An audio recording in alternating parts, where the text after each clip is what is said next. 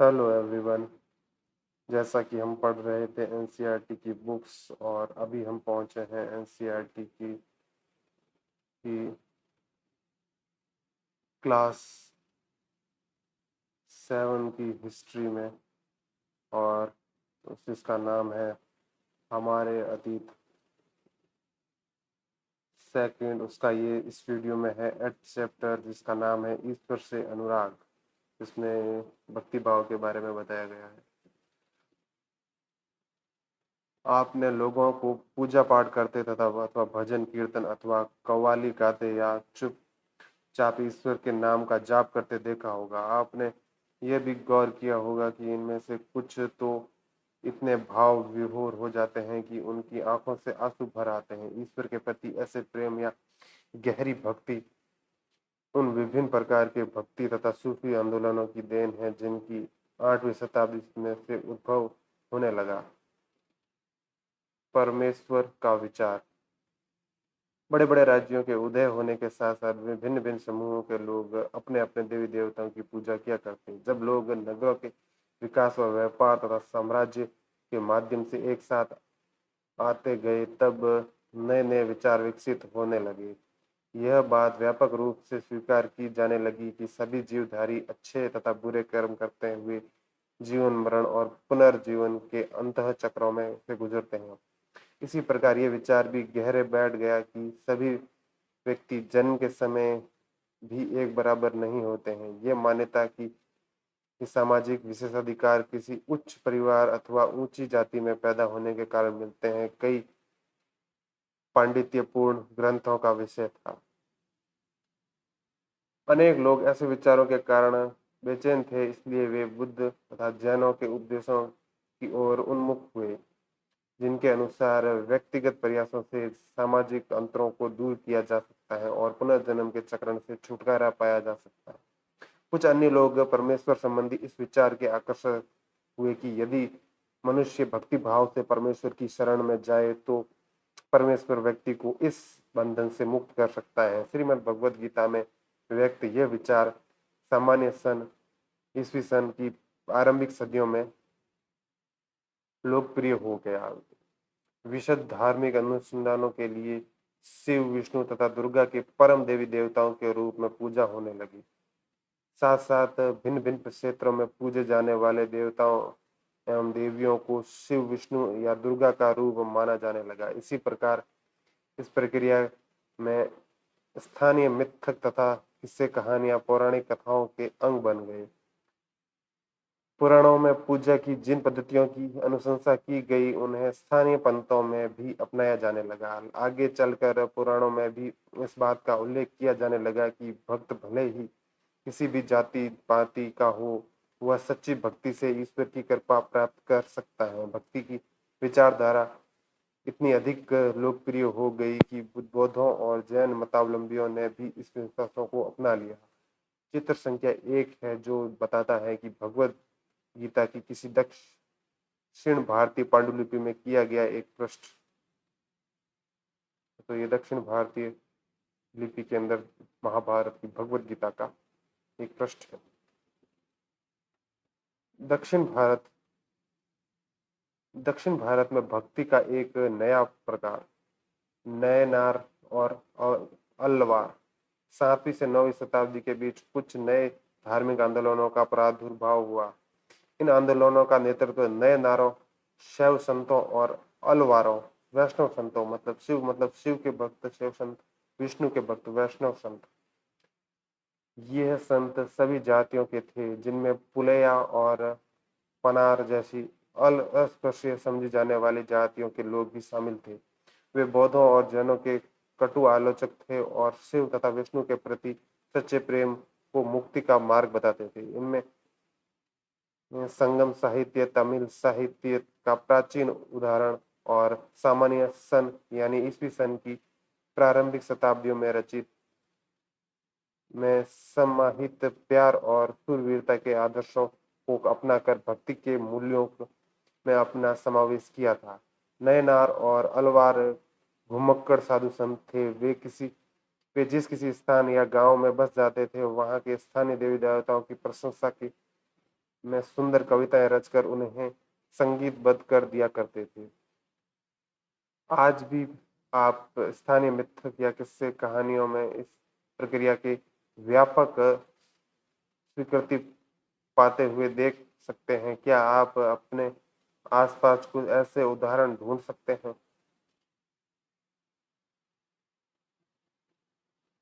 नए नए नार और अलवार, कुल मिलाकर 63 नए नार ऐसे थे जो कुम्हार, अस्पृश्य, कामगार,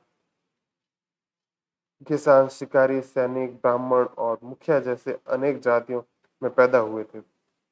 इनमें सर्वाधिक प्रसिद्ध थे अपार, सबदर, सुंदरार और माणिक्यवसागर। इनके गीतों के दो संकलन हैं, तेवरम और तिरुवांचकम। अलवार संत संख्या में 12 थे। वे भी भिन्न भिन्न प्रकार की पृष्ठभूमि से आए थे। इनमें से सर्वाधिक प्रसिद्ध थे पेरिया अलवार, उनकी पुत्री अडाल, तोडर डी पोडी अलवार, नमनावलवार। उनके गीत दिव्य प्रबंधन में संकलित हैं। धार्मिक जीवनी, संत जीवनी लेखन, संतों की जीवनियों का लिखना। ये चित्र 2 में है मणकियल सागर की एक काश्य प्रतिमा। 10वीं से 12वीं सदियों के बीच चोल और पांड्यन राजाओं ने उन अनेक धार्मिक स्थलों पर विशाल मंदिर बनवा दिए जहां की संत कवियों ने यात्रा की थी। इस प्रकार भक्ति परंपरा और मंदिर पूजा के बीच गहरे संबंध स्थापित हो गए। यही वह समय था जब उनकी कविताओं का संकलन तैयार किया गया था। इसके अलावा अलवारों तथा नए नारों संतों की धार्मिक जीवनियां भी रची गई। आज यह भक्ति परंपरा के इतिहास लेखन में इन जीवनियों का स्रोत के रूप में उपयोग करते हैं। भक्त और भगवान, माणिक्य सागर की एक रचना। मेरे हाड़ मांस के इस घनिष्ठ पुतले में तुम आए जैसे यह कोई सोने का मंदिर हो। मेरे कृपालु प्रभु, मेरे विशुद्धतम रतन, तुमसे मुझे सांत्वना देकर बचा लिया। तुमने मुझे सांत्वना देकर बचा लिया। तुमने मेरा दुख, मेरे मेरे मृत्यु, जन्म मृत्यु का कष्ट और मोह माया हर लिया और मुझे मुक्त कर दिया। हे ब्रह्मानंद, हे प्रकाशमय, मैंने तुम में शरण ली है और मैं तुमसे कभी दूर नहीं हो सकता। कवि ने भगवान के साथ अपने संबंध का कैसा वर्णन किया है वो आप बता सकते हैं? दर्शन और भक्ति, भारत में सर्वाधिक प्रभावशाली दार्शनिकों में से एक शंकर का जन्म 8वीं शताब्दी के केरल प्रदेश में हुआ था। वे अद्वैतवाद के समर्थक थे। इनके अनुसार जीवात्मा और परमात्मा जो परम सत्य हैं दोनों एक ही हैं। उन्होंने यह शिक्षा दी कि ब्रह्मा और जो एकमात्र या परम सत्य है वह निर्गुण और निराकार है। शंकर ने हमारे चारों ओर के संसार को मिथ्या या माया न माना और संसार का परित्याग करने और अर्थात संन्यास लेने और ब्रह्मा की सही प्रकृति को समझने और मोक्ष प्राप्त करने के लिए ज्ञान के मार्ग को अपनाने का उपदेश दिया। रामानुज 11वीं शताब्दी में तमिलनाडु में पैदा हुए थे। वे विष्णु भक्त अलवार संतों से बहुत प्रभावित थे। उनके अनुसार मोक्ष प्राप्त करने का उपाय विष्णु के प्रति अनन्य भक्ति भाव रखना है। भगवान विष्णु की कृपा दृष्टि से भक्त उनके साथ एकाकार होने का परमानंद प्राप्त कर सकता है। रामानुज ने विशिष्टाद्वैत के सिद्धांत को प्रतिपादित किया, उसके जिसके अनुसार आत्मा परमात्मा से जुड़ने के बाद ही अपनी अलग सत्ता बनाए रखती है। रामानुज के सिद्धांत ने भक्ति की नई धारा को बहुत प्रेरित किया। वे परवर्ती काल में उत्तर भारत में विकसित हुई।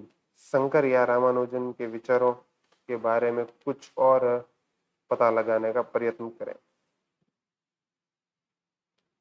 बसवन्ना का वीरशैववाद, हमने पहले पढ़ा कि तमिल भक्ति आंदोलनों में मंदिर पूजा के बीच में क्या संबंध थे। इसके परिणाम स्वरूप जो प्रक्रिया हुई वह बस वंदना और अल्लमा प्रभु और अक्का महादेवी जैसे अनेक शातियों द्वारा प्रारंभ किए गए वीर शैव आंदोलन में स्पष्ट दिखाई देती है। यह आंदोलन 12वीं शताब्दी के मध्य में कर्नाटक में आरंभ हुआ था। वीर शैवों ने सभी व्यक्तियों की समानता के पक्ष में और जाति तथा नारी के प्रति व्यवहार के बारे में ब्राह्मणवादी विचारधारा के विरुद्ध अपने प्रबल तर्क प्रस्तुत किए। इसके अलावा वे सभी प्रकार के कर्मकांडों और मूर्ति पूजा के विरोधी थे।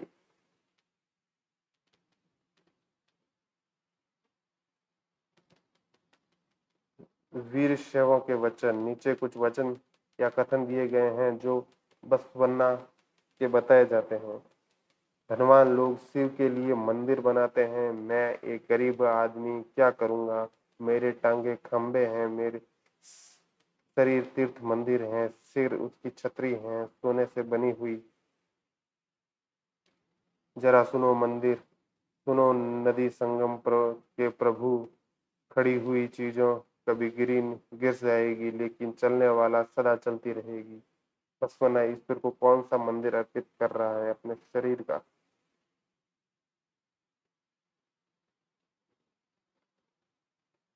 महाराष्ट्र के संत।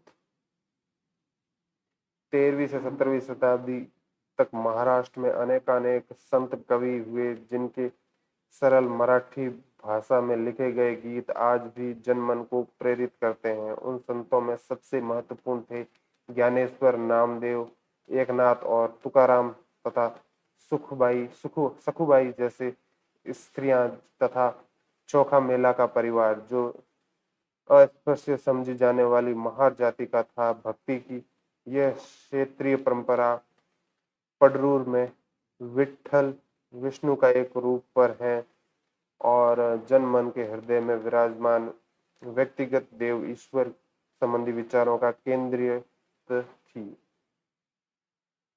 इन संत कवियों ने सभी प्रकार के कर्म कांडों, पवित्रता के ढोंगों और जन्म पर आधारित सार्वजिक अंतरों का विरोध किया था। यहाँ तक कि उन्होंने संन्यास के विचार को भी ठुकरा दिया और कभी किसी भी अन्य व्यक्ति की तरह रोजी रोटी कमाते हुए परिवार के साथ रहने और विनम्रतापूर्वक जरूरतमंद साथी व्यक्तियों की सेवा करने हुए जीवन बिताने को अधिक पसंद किया। उन्होंने इस बात पर बल दिया कि असली भक्ति दूसरों के दुखों को बांटना है। महाराष्ट्र के ज्ञानेश्वर, नामदेव, एकनाथ और तुकाराम जैसे वैष्णव संत कवि भगवान विठ्ठल के उपासक थे। भगवान विठ्ठल की आराधना ने वारकरी संप्रदाय को जन्म दिया और पडरूर की वार्षिक तीर्थ यात्रा पर जोर देता है। विठ्ठल संप्रदाय का भक्ति के शक्तिशाली उपादान के रूप में उदय हुआ तथा लोगों में काफी लोकप्रिय हुए।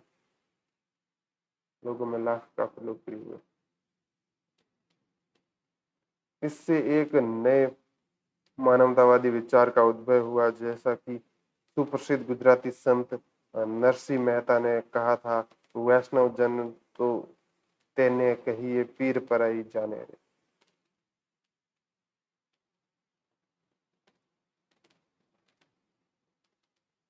सामाजिक व्यवस्था पर प्रश्न चिन्ह।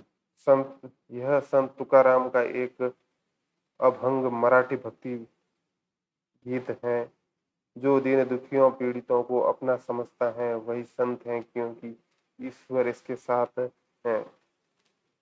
वह हर एक परिपक्व व्यक्ति को अपने दिल में लगाए रखता है। वह हर दास के साथ भी अपने पुत्र जैसा व्यवहार करता है। तुकाराम का कहना है, मैं यह कहते कहते कभी नहीं थकूंगा, ऐसा व्यक्ति ईश्वर है। यह चोखा मेला के पुत्र द्वारा रचित एक अभंग दिया गया जा रहा है। तुमने हमें नीची जाति का बनाया मेरे महाप्रभु, तुम स्वयं यह स्थिति स्वीकार करके तो देखो, हमें जीवन भर जूठन खानी पड़ती है। हमने इसके लिए हम मेरे प्रभु तुम्हें शर्म आनी चाहिए, तुम तो हमारे घर में खा चुके हो, तुम इससे कैसे इनकार कर सकते हो। चोखा का बेटा कारमा मेला पूछता है, तुमने मुझे जिंदगी क्यों दी। इन रचनाओं के अभिव्यक्त सामाजिक व्यवस्था के विचार के बारे में चर्चा करें। ये है नामपंथी, सिद्ध और योगी। इस काल में अनेक ऐसे धार्मिक समूह उभरे जिन्होंने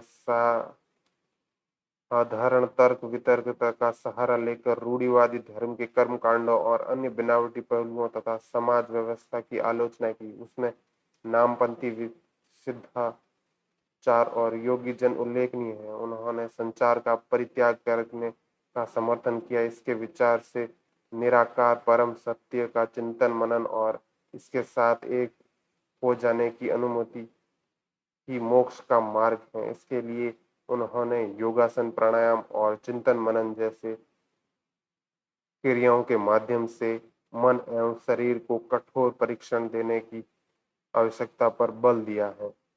ये समूह खास तौर पर नीची कही जाने वाली जातियों के बहुत लोकप्रिय हुए। इनके द्वारा की गई रूढ़िवादी धर्म की आलोचना ने भक्ति मार्गीय धर्म के लिए आधार तैयार किया, जो आगे चलकर उत्तरी भारत में लोकप्रिय शक्ति बना। ये चित्र 3 है। आग के पास आसपास तपस्वियों का समूह, ये है बीच में आग, ये है तपस्वी। इस्लाम और सूफी मत। संतों और सूफियों में बहुत अधिक समानता थी, यहाँ तक कि यह भी माना जाता है कि उन्होंने आपस में कई विचारों का आदान प्रदान किया और उन्हें अपनाया। सूफी मुसलमान रहस्यवादी थे। वे धर्म के बाहरी आडंबरों को अस्वीकार करते हुए ईश्वर के प्रति प्रेम और भक्ति तथा सभी मनुष्यों के प्रति दया भाव रखने पर बल देते थे।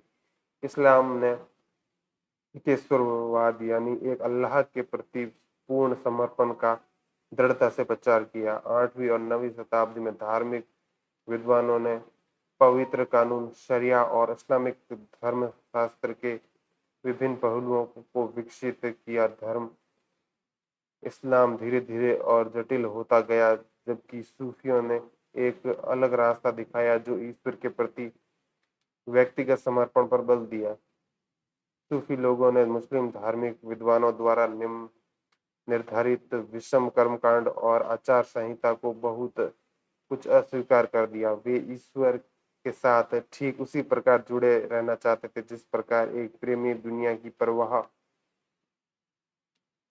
किए बिना अपनी प्रियतमा के साथ जुड़े रहना चाहता है। संत कवियों की तरह सूफी लोग भी अपनी भावनाओं को व्यक्त करने के लिए काव्य रचना किया करते थे। गद्य में एक विस्तृत साहित्य तथा कई किस्से कहानियां इस सूफी संतों के इर्द गिर्द विकसित हुई। मध्य एशिया के महान सूफी संतों में गज्जाली, रूमी और शादी के नाम उल्लेखनीय हैं। नामपंथियों, सिंधों और योगियों की तरह सूफी भी यही मानते थे कि दुनिया के प्रति अलग नजरिया अपनाने के लिए दिल को सिखाया पढ़ाया जा सकता है। उन्होंने किसी औलिया या पीर को देख रेख में जिक्र या नाम या जप, चिंतन, समा, गाना, रस, नृत्य, नीति चर्चा, सांस पर नियंत्रण आदि के जरिए प्रशिक्षण की विस्तृत रीतियों का विकास किया। इस प्रकार आध्यात्मिक सूफी उस्तादों की पीढ़ियां सिलसिलाओं का प्रादुर्भाव हुआ। इसमें से हरेक सिलसिला निर्देशों और धार्मिक क्रियाओं का थोड़ा बहुत अलग तरीका अपनाती थी। यह है चित्र 4।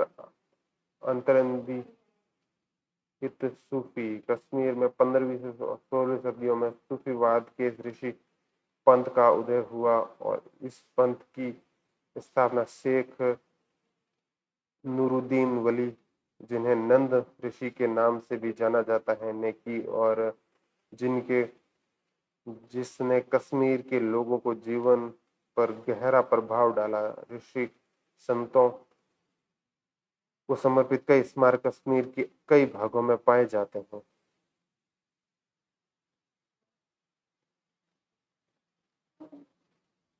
ये है चित्र 5 कुरान की पांडुलिपि से लिया गया एक पृष्ठ, दक्कन पर्वती 15वीं शताब्दी का। 11वीं शताब्दी में अनेक सूफी जन मध्य एशिया में आकर हिंदुस्तान में बसने लगे। दिल्ली सल्तनत की स्थापना के साथ ही यह प्रक्रिया उस समय और भी मजबूत हो गई। यह उपमहाद्वीप में सर्वत्र बड़े बड़े अनेक सूफी केंद्र विकसित हो गए। चिश्ती सिलसिला इस सभी सिलसिलों में सबसे अधिक प्रभावशाली है।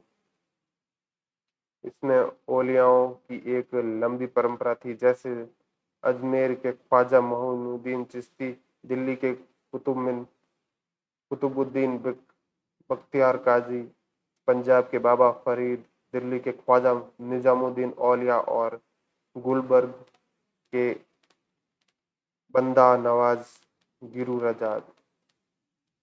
सूफी संत, यह कान कहा सूफी संस्था अथवा सूफी संत अक्सर रहते भी थे। सूफी संत अपने खानकाहों में विशेष बैठकों का आयोजन किया करते थे, जहां किसी प्रकार के भक्तगण, जिन शाही घरानों के लोगों द्वारा अभिजात और आम लोग भी शामिल होते थे, इन खानकाहों में आते थे। वे आध्यात्मिक विषयों पर चर्चा किया करते थे, अपनी दुनियादारी की समस्याओं को सुलझाने के लिए संतों से आशीर्वाद मांगते थे, अथवा संगीत तथा नृत्य के जलसों में भी शामिल होकर चले जाते थे। अक्सर लोग ये समझते हैं कि सूफी औलियाओं के पास चमत्कारिक शक्तियां होती थी, जिनसे आम लोगों को बीमारियों और तकलीफों से छुटकारा मिल जाता था। सूफी संत की दरगाह एक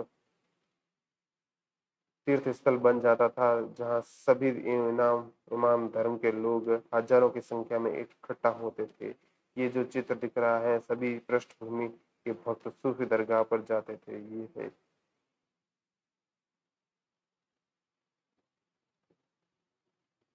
मालिक प्रभु की खोज।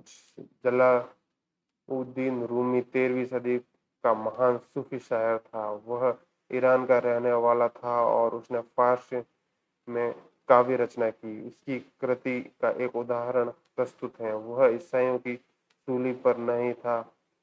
मैं हिंदू मंदिरों में गया, वहां भी इसका कोई नामो निशान नहीं था। न तो वह ऊंचाइयों में मिला, न ही खाइयों में। मैं मक्का में काबा भी गया, वो वहां नहीं था।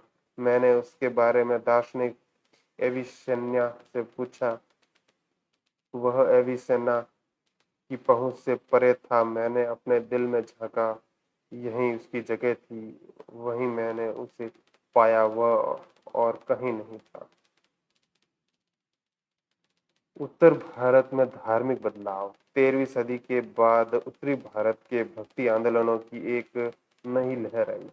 यह एक ऐसा युग था जब इस्लाम, ब्राह्मणवादी हिंदू धर्म, सूफी मत, भक्ति की विभिन्न धाराओं ने नामपंथियों, सिद्धों तथा योगियों के परस्पर एक दूसरे को प्रभावित किया। इसमें हमने देखा कि में नए नगरों और राज्यों का उद्भव हो रहा था, और लोग अपने लिए नए नए व्यवसाय और नई नई भूमिका खोज रहे थे। ऐसे लोग, विशेष रूप से शिल्पी, कृषक, व्यापारी और मजदूर, इन नए संतों के विचारों को सुनने के लिए इकट्ठा हो जाते थे। फिर वे इनका प्रचार करते थे। ये जो चित्र दिख रहा है, चित्र 7, चैतन्य देव 16वीं शताब्दी के बंगाल के एक भक्ति संत, जिन्होंने कृष्ण राधा के प्रति निष्काम भक्ति भाव का उपदेश दिया। इस चित्र में आप इनके अनुयायियों के एक समूह को आनंद से नाचते हुए देख सकते हैं। ये है चैतन्य देव के भक्त, ईश्वर से अनुराग। इनमें से कबीर और बाबा गुरु नानक जैसे कुछ संतों ने कभी आडंबरपूर्ण रूढ़िवादी धर्मों को अस्वीकार कर दिया। तुलसी दास और सूरदास जैसे कुछ अन्य संतों ने उस समय विद्वान विश्वासों तथा पद्धतियों को स्वीकार करते हुए उन्हें जब सबकी पहुंच में लाने का प्रयत्न किया। तुलसीदास ने ईश्वर के को नाराम के रूप में धारण किया। अवधि पूर्व उत्तर में बोली जाने वाली बोली में लिखी गई तुलसीदास की रचना रामचरितमानस उनके भक्ति भाव की अभिव्यक्ति और साहित्य कृति दोनों ही दृष्टियों से महत्वपूर्ण थी। सूरदास श्री कृष्ण के अनन्य भक्त थे। उनकी रचनाएं सूर सागर, सूर सारावली और साहित्य लहरी के में संग्रहित हैं एवं उनके भक्ति भाव को अभिव्यक्त करती हैं। असम के शंकरदेव परवर्ती 15वीं शताब्दी जो इन्हीं के समकालीन थे ने विष्णु की भक्ति पर बल दिया और असमिया भाषा में कविता तथा नाट्य लिखे। उन्होंने ही नामघर कविता पाठ और प्रार्थना गृह स्थापित करने की पद्धति चलाई जो आज तक चल रही है। इस परंपरा में दादू दयाल, रविदास और मीराबाई जैसे संत भी शामिल थे। मीराबाई एक राजपूत राजकुमारी थी जिनका विवाह 16वीं शताब्दी में मेवाड़ के एक राजसी घराने में हुआ था। मीराबाई रविदास जो अस्पृश्य जाति के माने जाते थे कि अनुयायी बन गई। वे कृष्ण और के प्रति समर्पित थी और उन्होंने अपने गहरे भक्ति भाव को कई भजनों में अभिव्यक्त किया है।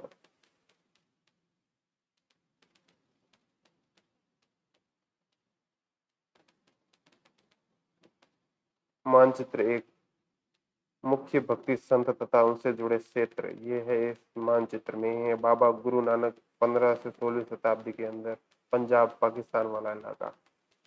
फिर है ये दादू 16वीं 17वीं शताब्दी, मीराबाई 16वीं शताब्दी राजस्थान के अंदर। ये सूरदास 16वीं शताब्दी में उत्तर प्रदेश के अंदर और ये है रामानंद कबीर 15वीं 16वीं शताब्दी के अंदर, रैदास 15वीं शताब्दी, वल्लभाचार्य 15वीं 16वीं शताब्दी, तुलसीदास 16वीं 17वीं शताब्दी। ये सब है मध्य प्रदेश या छत्तीसगढ़ के अंदर।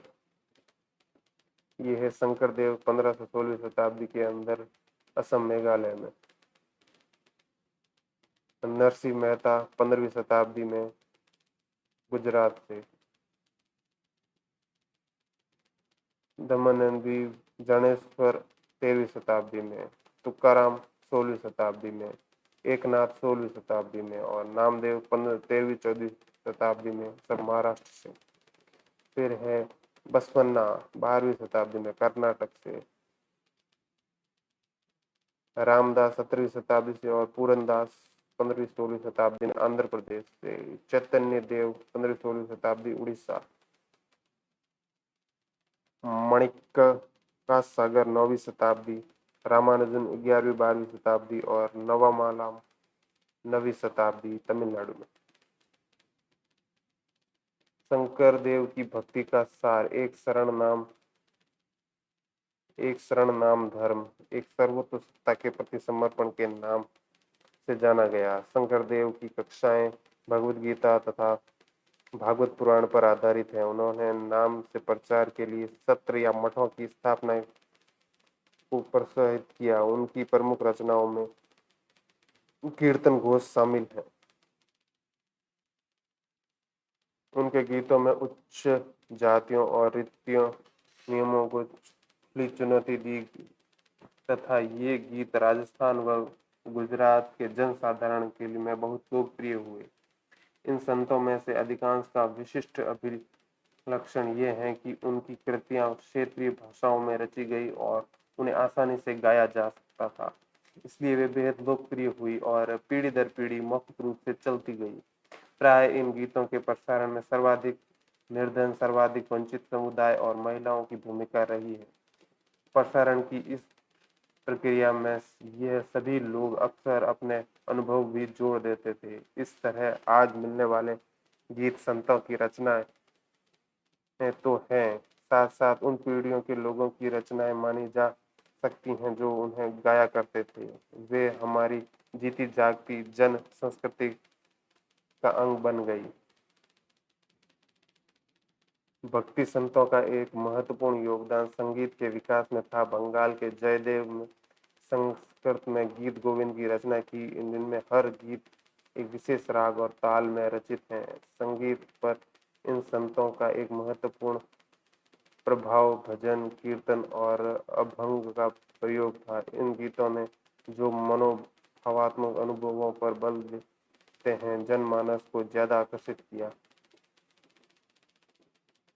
राणा के राजमहल से परे मीरा द्वारा रचा गया गीत लोक लाज कलुरा मारजादा जग मां जेकणा राख्यारी महल अटारी हम सब त्यागे त्यागो गियो थारो बसनो शहर राणा जी थे क्या ने राखो मारो सुबेर बिखरो प्यालो राणा भेजियो पावा मीर हासारी बार न बाको भयो गरत अमृत जयो पियो राणा थे क्यों राखो मासू बैर। आपके विचार से मीरा राणा का राजमहल क्यों छोड़ा? ये चित्र है मीरा का। कबीर, नजदीक से एक नजर। कबीर संभवतः 15वीं-16वीं सदी में हुए थे। वे एक अत्यंत प्रभावशाली संत थे। उनका पालन पोषण बनारस में और उनके आसपास के एक मुसलमान जुलाहा यानी बुनकर परिवार में हुआ था। उनके जीवन के बारे में हमारे पास बहुत कम विश्वसनीय जानकारी है। हमें उनके विचारों की जानकारी उनकी साखियों और पर्दों में विशाल संग्रह में मिलती है, जिनके बारे में यह कहा जाता है कि इनकी रचना तो कबीर ने की थी, परंतु ये घुमंतु भजन गायकों द्वारा गाए जाते थे, जिन में से कुछ भजन गुरु ग्रंथ साहिब, पंचवाणी और बीज के संग्रहित एवं सुरक्षित हैं। सच्चे प्रभु की खोज में कबीर की एक रचना। अलह राम जियो तेरे नाही बंदे उपाऊ मिहर कहूँ मेरे साही क्या ले माटी भऊ सु मारे क्या जल देह निहावे जो करे मस्किन सतावे गुनरी रहे छिपावे ब्राह्मण व्या रसी करे 2400 काजी मर मरहम जांच 11 मास जुदे क्यों किए एक ही नाई समान पूर्वी दिशा हरि का बासा पश्चिमी कह मुकामा दिल की खोजी दिले भीतरी यह राम रहीम। इन दोहों में दिए गए विचार में किस रूप से बसवन्ना और जलालुद्दीन रूमी के विचारों में समानता रखी जाती है? कर्बे पर काम करते हुए कबीर।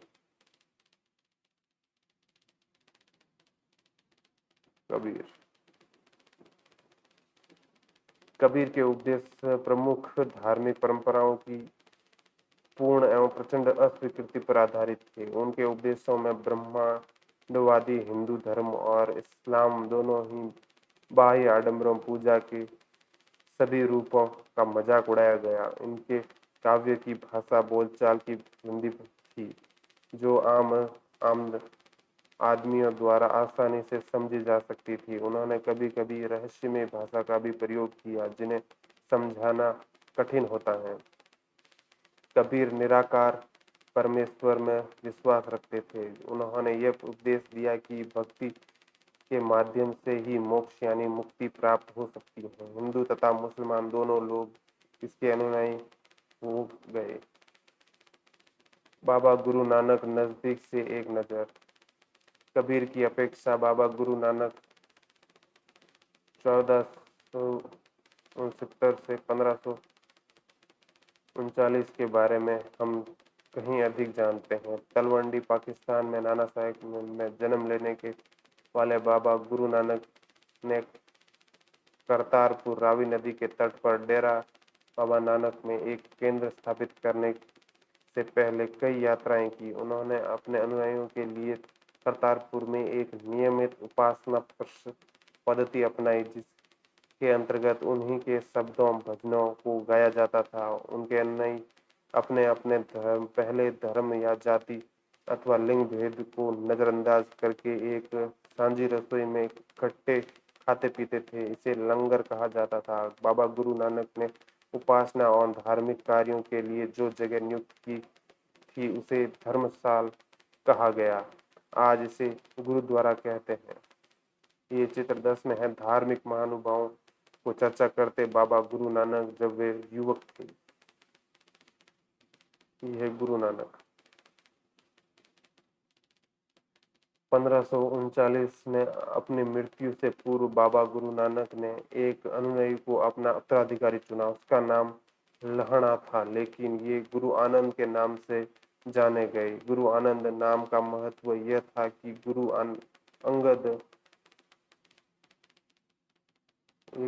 अंगद के रूप से जाने गए। गुरु अंगद नाम का महत्व यह था कि गुरु अंगद बाबा गुरु नानक के लिए अंग माने गए। गुरु अंगद ने बाबा गुरु नानक की रचनाओं का संग्रह किया और यह संग्रह में अपनी कृतियां भी जोड़ दी। संग्रह एक नई लिपि गुरुमुखी के नाम में लिखा गया था। गुरु अंगद ने के 3 उत्तराधिकारियों ने भी अपनी रचनाएं नानक के नाम से लिखी। इन सभी का संग्रह गुरु अर्जुन ने 1604 में किया। इस संग्रह में लेख फरीद, संत कबीर, भक्त नामदेव और गुरु तेग बहादुर जैसे सूफी संतों और गुरुओं की वाणी जोड़ी गई। 1706 में इस वहत संग्रह को गुरु तेज बहादुर के पुत्र व उत्तराधिकारी गुरु गोविंद सिंह ने प्रमाणित किया। आज इस संग्रह को सिखों के पवित्र ग्रंथ गुरु ग्रंथ साहिब के रूप में जाना जाता है। 16वीं शताब्दी में बाबा गुरु नानक के उत्तराधिकारियों के नेतृत्व में उनके अनुयायियों की संख्या का विस्तार हुआ। ये अनुयायी कई जातियों के थे, परंतु उनमें व्यापारी, कृषक और शिल्पकार ज्यादा थे। इसकी वजह से यह हो सकती थी कि बाबा गुरु नानक इस बात पर बल दिया करते थे कि उनके अनुयायी गृहस्थ हो और उपयोगी व उत्पादक पेशों से जुड़े हों। अनुयायियों को से यह आशा की जाती थी कि वे नए समुदाय के सामान्य कोष में योगदान दें। ये एक चित्र है, चित्र 11, गुरु ग्रंथ साहिब की एक आरंभिक पांडुलिपि। 17वीं शताब्दी के प्रारंभ में केंद्रीय गुरुद्वारा हरमंदिर साहब स्वर्ण मंदिर के आसपास रामदास शहर अमृतसर विकसित होने लगा। प्रशासन में यह वस्तुतः स्वायत्त था। आधुनिक इतिहासकार इस युग के सिख समुदाय को राज्य के अंतर्गत राज्य मानते हैं। मुगल सम्राट जहांगीर इस समुदाय को एक संभावित खतरा मानता था। उसने 1606 में गुरु अर्जुन देव को मृत्युदंड देने का आदेश दिया। 17वीं शताब्दी में सिख आंदोलन का राजनीतिकरण शुरू हो गया, जिसका दूरगामी परिणाम यह हुआ कि 1699 में गुरु गोविंद सिंह ने खालसा की संस्था का निर्माण किया। खालसा पंथ के नाम से जाने वाले सिख समुदाय अब एक राजनीतिक सत्ता बन गया। 16वीं और 17वीं शताब्दी की बदलती हुई ऐतिहासिक परिस्थितियों ने सिख आंदोलन के विकास को प्रभावित किया। शुरू में बाबा गुरु नानक के विचारों का सिख आंदोलन पर गहरा प्रभाव पड़ा। उन्होंने एक ईश्वर की उपासना के महत्व पर जोर दिया। उन्होंने आग्रह किया कि जाति, धर्म अथवा लिंग भेद मुक्ति प्राप्ति के लिए कोई मायने नहीं रखते। उनके लिए मुक्ति किसी निष्क्रिय आनंद की स्थिति नहीं, बल्कि सक्रिय जीवन व्यतीत करने के साथ साथ सांस्कृतिक प्रतिबद्धता की निरंतर कोशिकाओं में निहित थी। अपने उपदेशों के सार को व्यक्त करने के लिए उन्होंने 3 शब्दों का प्रयोग किया: नाम, दान और स्नान। नाम से उनका तात्पर्य सही उपासना से था, दान का तात्पर्य दूसरों का भला करना और स्नान का तात्पर्य आचार विचार की पवित्रता।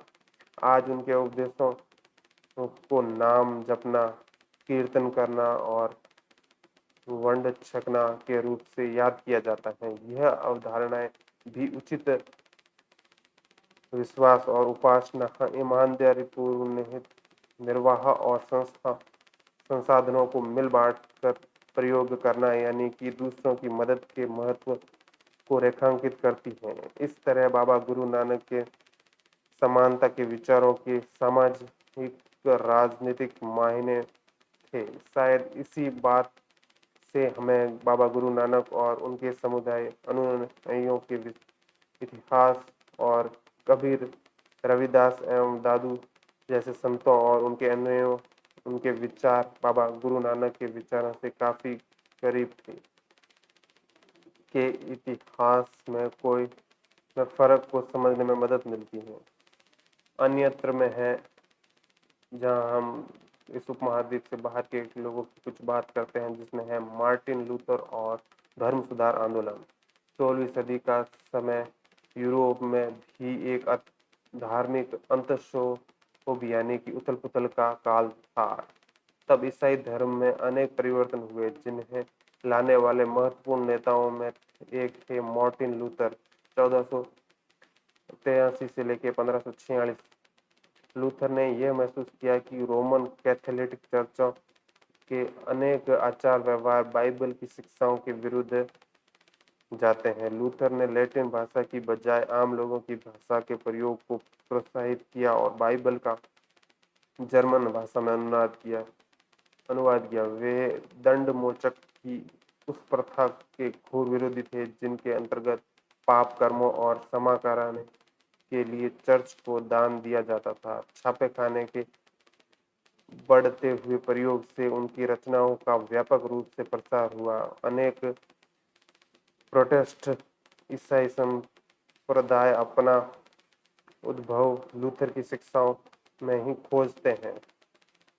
मार्टिन लूथर द्वारा जर्मन भाषा में अनुवाद की गई बाइबल का शीर्षक पृष्ठ कल्पना करें आप एक बैठक में भाग ले रहे हैं जहां एक संत जाति व्यवस्था पर चर्चा कर रहे हैं। इस बातचीत का वर्णन करें। इसी कल्पना के साथ ये चैप्टर होता है खत्म। नेक्स्ट वीडियो में हम पढ़ेंगे 9th चैप्टर इसी के बुक का। तब तक के लिए धन्यवाद। Thank you.